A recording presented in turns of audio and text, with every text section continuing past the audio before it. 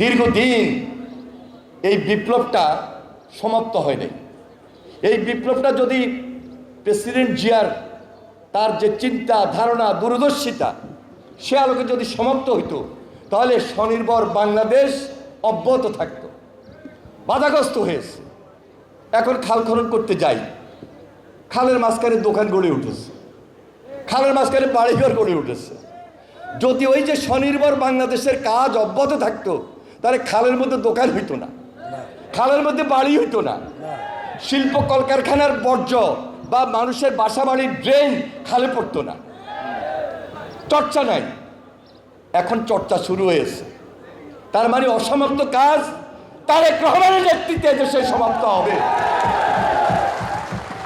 যত ব্যারিকেড থাকুক, যত বাধা থাকুক, যত দোকান অবকাঠামো গড়ে উঠুক, খালের মধ্যে বাঁধ সৃষ্টি করা হোক, কোনো কিছুই থাকবে না।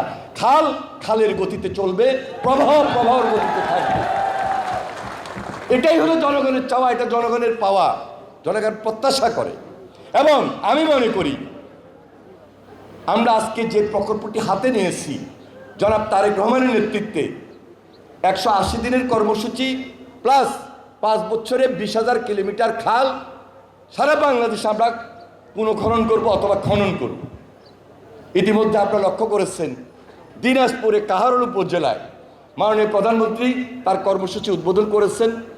এই মাসেই তিনি ঝিনাইদহ যাবেন, এই মাসে তিনি ফেনী যাবেন, খাল খনন কর্মসূচি আরেকটা উদ্বোধন করবেন। এবং 54টা জেলায় প্রায় 50টা জেলায় ইতিমধ্যে আমাদের কাজ শুরু হয়ে গেছে।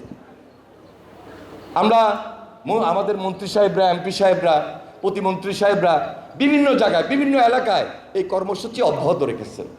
কারণ এটা তো আরেকটা বিপ্লব। এই বিপ্লবটা হাতে নিয়েছেন নতুনভাবে তারেক রহমান। এই বিপ্লবের শেষ হবে না যতদিন পর্যন্ত নতুন বাংলাদেশ গঠন না করতে পারে। এটা করতেই হবে, কারণ মানুষ আমাদেরকে তো ভোট দিয়েছে। এই প্রতিশ্রুতি দেওয়ার কারণে, এই অঙ্গীকার ব্যক্ত করার কারণে